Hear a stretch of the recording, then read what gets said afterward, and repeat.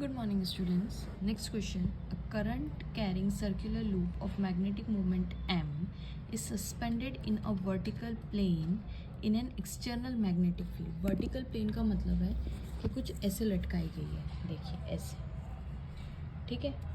ये आपका vertical plane यानी ये आपका एक्स और वाई प्लेन में लटकाई गई है और जेड एक्सिस आपकी तरफ आ रही है, ठीक है। सिंपल है। अब हम इतना हवा में काम नहीं करते, हम थोड़ा सा इसको कॉपी में ले लेते हैं। Okay, a current can is suspended vertical plane in an external magnet. अब ये मैग्नेटिक फील्ड है कहाँ, क्या कॉइल की डायरेक्शन में या अगेंस्ट द कॉइल, कैसी है? Such that its plane is normal to the B. Magnetic field के परपेंडिकुलर है कौन? उसका प्लेन। किसका प्लेन? कॉइल का प्लेन। तो देखिए ये मेरी कॉइल है, ये मैंने कॉइल बना दी है।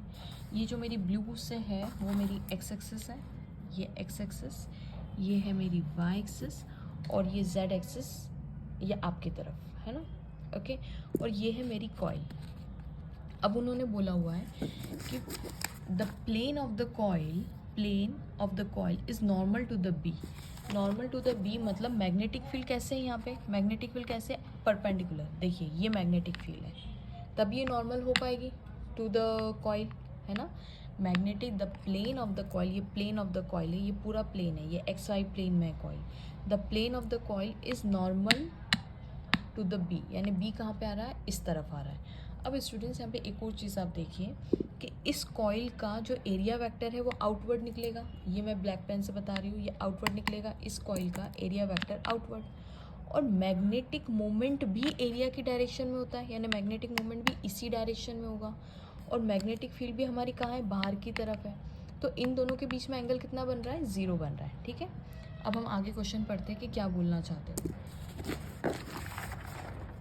ओके, अभी तो कॉइल ऐसी। The work done in rotating this loop मतलब कौन सा? ये वाला loop. In rotating this loop by 45 degree about an axis perpendicular to B is closest to what? देखिए ध्यान से समझिए क्वेश्चन कि उन्होंने बोला हुआ है कि किसके आपको वर्क डन करना है, इस कोइल को रोटेट कितने? 45 डिग्री अबाउट एन एक्सिस, उस एक्सिस के about which is perpendicular to the B. अब देखिए बी किस डायरेक्शन में? इस डायरेक्शन में। मैग्नेटिक फील्ड बाहर है। अगर आप समझिए ये कॉइल को मैं थोड़ी देर के लिए अगर ऐसा बना दूँ, इसके अंदर कर दूँ, देखिए अगर कॉइल ऐसे है, अगर ये कॉइल ऐसे ऐसे रोटेट हो रही है, इसका मतलब क्या है कि इन इट्स ओन प्लेन ये रोटेट हो रही है। आप ये बोलोगे कि इन इट्स ओन प्लेन ये रोटेट हो रही है कॉइल, करेक्ट है। In its own plane, what do mean by in its own plane? देखो ये एक्स वाई प्लेन में ही रोटेट कर रही है अबाउट द जेड एक्सिस, है ना। जेड एक्सिस के अबाउट, आप इसको इंग्लिश में क्या बोलोगे? About the Z axis and in its own plane बोलेंगे। तो अगर ये ऐसी रोटेट कर रही है तो इसका मैग्नेटिक फील्ड तो आउटवर्ड है और मैग्नेटिक मोमेंट क्या अभी भी बाहर है इसका, करेक्ट है। ये कॉइल है, इसका मैग्नेटिक मोमेंट चाहे वो रोटेट भी कर रही है तो मैग्नेटिक मोमेंट तो ऐसा ही था वो। अब ऐसी कंडीशन में एम और बी के बीच में एंगल कितना बन रहा है? एम बी इसी डायरेक्शन में और बी बी इसी डायरेक्शन में, चाहे वो रोटेट कर रही थी, यानी वो कॉइल क्या करे? इसी प्लेन में तो ऐसे ऐसे करके रोटेट करे। अब आप इसको आप बोले कि अगर ये मेरा जीरो लाइन है, ये जीरो लाइन है, तो 0 से 30 डिग्री तो ऐसे, 40 ऐसे ऐसे, पर रोटेट तो इसी प्लेन में हो रहा है ना। एरिया वेक्टर तो इसी डायरेक्शन में, मैग्नेटिक मोमेंट भी इसी डायरेक्शन में, तो angle between the two is 0। ध्यान से समझिएगा, मैं सिर्फ ये ऑब्जेक्टिव नहीं समझा रही हूँ, मैं इसके आगे मैं कंसेप्ट समझा रही हूँ, ताकि कभी ये क्वेश्चन आपको ऑब्जेक्टिव में ना के बाकी जगह भी आए तो आपको कंसेप्ट ध्यान में हो, ठीक है। तो ये मैग्नेटिक मोमेंट और इन दोनों के बीच में एंगल कितना बना? 0।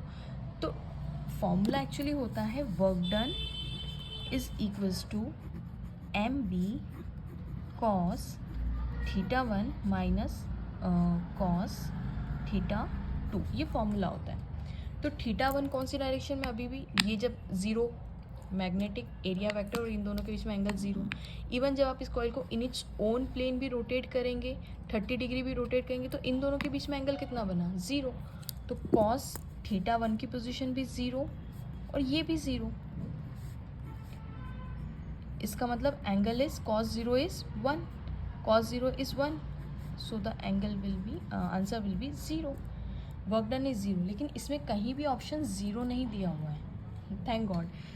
तो उन्होंने पूछा क्या हुआ? उन्होंने बोला है work done in rotating this loop about an axis perpendicular to B. Perpendicular B मतलब ये बी देखिए ऐसे है। अब इस कॉइल को आपको उस एक्सिस में रोटेट करना है जो परपेंडिकुलर है। तो आप देखिए इस z के परपेंडिकुलर दो एक्सिस जाती है, x एक्सिस और एक y एक्सिस। तो आप जो भी आपसे ईजिएस्ट बने उस डायरेक्शन में आप रोटेट कर लीजिए। तो एक्चुअली वो क्या बोलना चाहते हैं अगर आप ध्यान से देखें तो ये z ऐसे ही है हमारा, ठीक है। Perpendicular to the z axis मतलब the work done in rotating of this loop about an axis perpendicular to B z axis की डायरेक्शन में, तो हम इसको है ना y की डायरेक्शन में रोटेट करवा देते हैं, ठीक है। तो ये कॉइल कैसे रोटेट कर रही है, ऐसे रोटेट कर रही है, ठीक है, ऐसे ऐसे y की डायरेक्शन में रोटेट कर रही है। तो अब इसको हो क्या रहा है, ये आपका पेन है ऐसा, ये आपका मैग्नेटिक फील्ड है, और जब ये कॉइल आपकी ऐसे रोटेट करेगी तो आप ध्यान से समझिए क्या हो रहा है आपके साथ कि कॉइल अगर थोड़ा सा भी ऐसे है, आप इमेजिन करिएगा कि कॉइल अगर ऐसे उठ रही तो 45 डिग्री, ये अभी मैग्नेटिक मोमेंट और ये दोनों अभी 0 0 पे था। जब ये कॉइल आपकी 45 डिग्री पे ऐसे करके जाएगी तो देखिए मैग्नेटिक फील्ड तो अभी भी ऐसे ही है, सीधा ही है।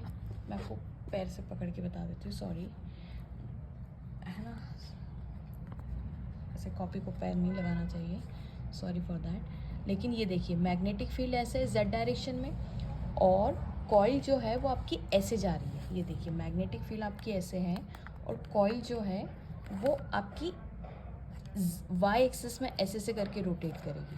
तो आप क्या करिए, थोड़ा सा 45 डिग्री इसको उठाइए, तो इसका अब जो नॉर्मल बनेगा, मतलब यहाँ पे देखिए ये जो एरिया बनेगा वो कुछ ऐसा बनेगा क्या, बिल्कुल सही है, क्योंकि प्लेन के परपेंडिकुलर एरिया वेक्टर होता है, उसी की डायरेक्शन में मैग्नेट, तो अब मैग्नेटिक मोमेंट की डायरेक्शन ऐसी, और ये z ऐसे बन रहा है, तो दोनों के बीच में एंगल कितना है, 45 डिग्री।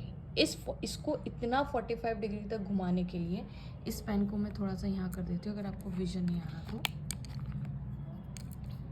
यहाँ पे, ओके। ये याद रखिएगा, ये ऐसे के ऐसे ही है और प्लेन ऐसे जा रहा है, तो इन दोनों के बीच में अब आप समझ सकते हैं कि एंगल कितना बन गया, 45 डिग्री। तो ये जो 45 डिग्री बना है, तो इसको इतना रोटेट करने के लिए कितना वर्क डन करना पड़ेगा, तो अब आप निकाल सकते हैं। The formula is work done, मैं आपको और सिंपल सा फॉर्मूले में बता देती हूँ। Work done is equals to, मैं आपको दोनों मेथड से करके बता देती हूँ, ठीक है। Work done is equals to क्या होता है, M B cos theta 1 minus cos theta 2, और ये थीटा किसके बीच में, एम और बी के बीच में। तो इनिशियली जब दोनों के बीच में एंगल कितना था, 0, तो कॉस 0। फाइनल कितना बोल रहे हैं वो लोग, 45 degree, that is M B cos 0 की value 1 minus 1/√2, that is equals to M B √2 minus 1, LCM ले लिया, ठीक है, दैट इज एम बी, इसकी वैल्यू 1.42 ले लेते हैं थोड़ा, है ना, और इसकी वैल्यू भी 1.42 रख देते हैं, that is equals to M B, minus करेंगे तो 0.42 डिवाइडेड बाई 1.42, ये देखिए ये गया और ये गया, तो अगर आप 42 को डिवाइड करेंगे 100 से, पॉइंट लगाएंगे, 0 बढ़ाएंगे, तो 29 आंसर आएगा, ठीक है। तो that is approximately equals to, अब उन्होंने 0.29 किसके अप्रॉक्सीमेटली क्लोज है, इस ऑप्शन में 3 के क्लोज है, so that's why answer correct option is 0.3 MB। अगर आप इस फॉर्म मेथड से नहीं करना चाहते तो I have one more method for you, उससे आप अगर आपको ध्यान आता हो तो क्या था हमारा, work done is equals to होता है minus MB cos theta, correct है। और ये वर्क डन किसके बराबर होगा, पोटेंशियल एनर्जी स्टोर, है ना। तो ये इनिशियल पोटेंशियल एनर्जी हम कैलकुलेट कर लेते हैं, तो इनिशियली कहाँ था वो लूप, cos 0, है ना, इनिशियली 0 में था, यानी माइनस MB cos 0 की वैल्यू 1। फाइनल पोटेंशियल एनर्जी कितनी हो जाएगी, minus MB cos 45, that is equals to minus MB by √2। अब final minus initial is equals to change in potential energy, यानी चेंज वर्क डन हो गया वो, तो फाइनल कितना था, minus MB √2 minus initial potential energy is minus MB, that is minus MB common निकाल लेते हैं, एंड देन माइनस 1/√2 प्लस 1, ये गया यहाँ से, तो माइनस माइनस ये प्लस हो जाएगा, यहाँ पे 1 बचेगा, that is MB minus 1 plus √2 upon √2।